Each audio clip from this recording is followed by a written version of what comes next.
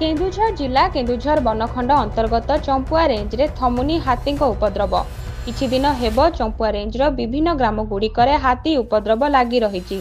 हाथी केतेबेले घर भांगुछंती तो आउ केतेबेले फसल खाइबा सह दड़ी चकटी नष्ट करुछंती तो आउ केतेबेले लोकंक जीवन नेउछि। वन विभाग हाथी गतिविधि उपरे नजर रखिबा सहित घौड़ाइबा पई उद्यम करुथिले भी हाथीपल मानुनाहांती। गत शनिवार राति 29 टिकिया हाथीपल चंपुआ रेंज राईगुड़ी गाँव में हाथी आतंक खेली। हाथीपलरू एक दंता हाथी गाँ भितर पशि आतंक सृष्टि करथिला। एथिसहित घरे थिबा धान चाउल खाइबा सह घरर विभिन्न आसबाबपत्र भांगी व्यापक क्षयक्षति करिछि दंता हाथी। तेबे घटनास्थल में वन कर्मचारी विलंबरे पहुंचिथिबा अभियोग होइछि।